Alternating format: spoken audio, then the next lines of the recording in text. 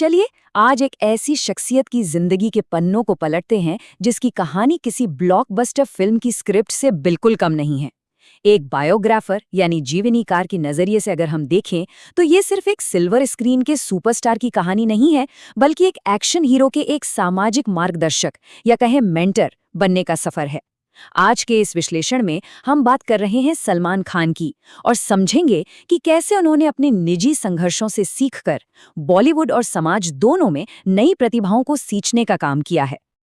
अब इस कहानी की शुरुआत ही एक बहुत बड़े और दिलचस्प सवाल से होती है। बॉलीवुड का सबसे विवादित सितारा, जिसे मीडिया में अक्सर एनफांट टेरेबल यानी एक बिगड़ैल और गुस्सैल स्टार के रूप में देखा जाता था, वो अचानक भारत के सबसे बड़े मानवतावादियों में से एक कैसे बन गया। मतलब कोई ऐसा व्यक्ति जो अपने उग्र व्यवहार के लिए सुर्खियों में रहता हो, उसने खुद को एक ऐसे शांत और मददगार मेंटर के रूप में कैसे बदल लिया। जाहिर है ये बदलाव रातों रात तो नहीं हुआ होगा, और सच कहूं तो यही बात इस कहानी को इतना खास बनाती है। यहाँ हमें एक बहुत ही स्पष्ट विरोधाभास देखने को मिलता है। एक तरफ उनका अतीत है, विद्रोही सलमान, एक ऐसा दौर जो झगड़ों, भारी भरकम कानूनी मामलों, काले हिरन के शिकार और हिट एंड रन जैसे विवादों से पूरी तरह घिरा हुआ था। और वहीं दूसरी तरफ आज के सुधारक सलमान हैं, बीइंग ह्यूमन फाउंडेशन के संस्थापक, नए कलाकारों के गॉडफादर और ओपन डेफिकेशन फ्री अभियान के लिए बीएमसी के ब्रांड एम्बेसडर। एक बैड बॉय से लेकर सबके भाईजान तक का ये सफर उनके गहरे आत्मनिरीक्षण की कहानी कहता है।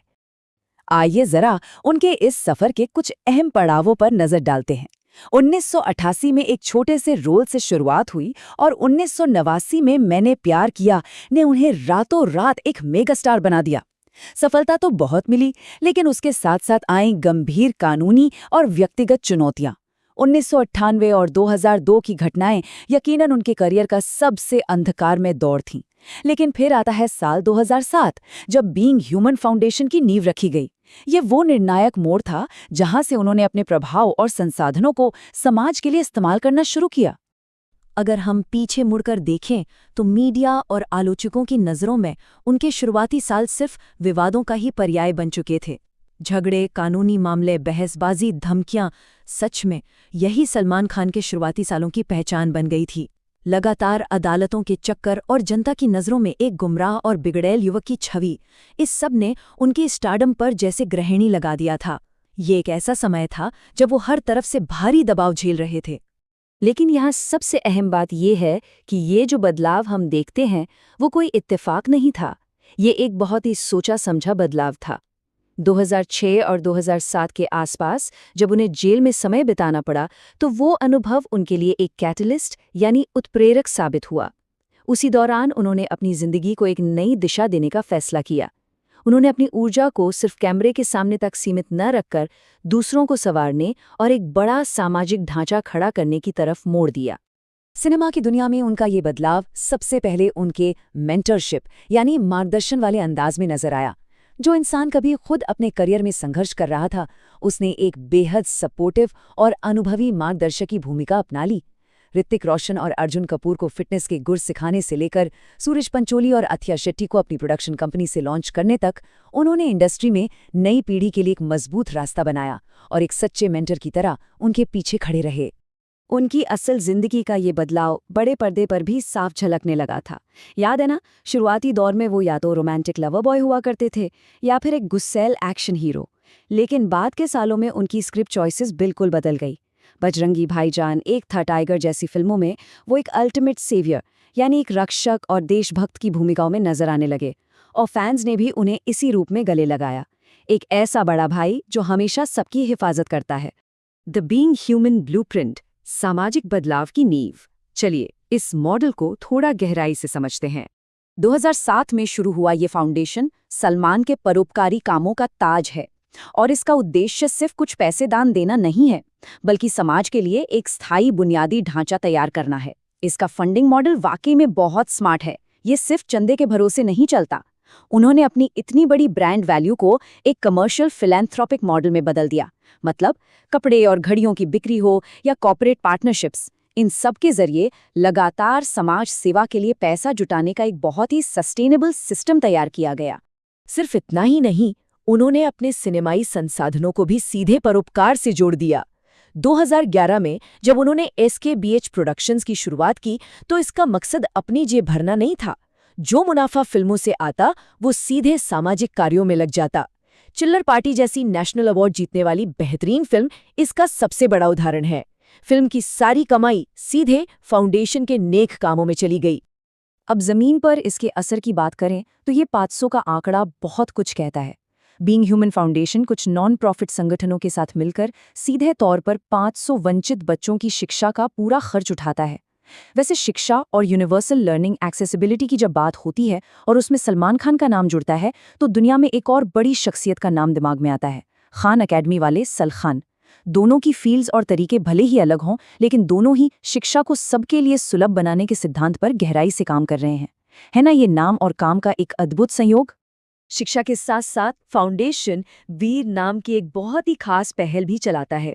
इसका पूरा फोकस दिव्यांग लोगों को व्यावसायिक प्रशिक्षण यानी वोकेशनल ट्रेनिंग देने पर है, ताकि वे किसी पर निर्भर न रहें और पूरी तरह से आत्मनिर्भर बन सके। यहाँ तक कि फाउंडेशन ये भी सुनिश्चित करता है कि उनके बीइंग ह्यूमन स्टोर्स में कम से कम एक दिव्यांग व्यक्ति को रोजगार जरूर दिया जाए। और ये सिर्फ कागजी बातें नहीं हैं, इसके पीछे के आंकड़े इसे साबित करते हैं। इस कार्यक्रम के तहत 1909 दिव्यांग लोगों को प्रशिक्षित किया जा चुका है, जिनमें से ज्यादातर आज सफलतापूर्वक नौकरी कर रहे हैं। जरा सोचिए, किसी भी व्यक्ति को समाज की मुख्य धारा में पूरे सम्मान के साथ वापस लाने का ये कितना व्यावहारिक और असरदार तरीका है। एजुकेशन और एम्प्लॉयमेंट के बाद जो तीसरा सबसे बड़ा पिलर है वो है health care. The little hearts program इसका एक बहुत ही अहम हिस्सा है।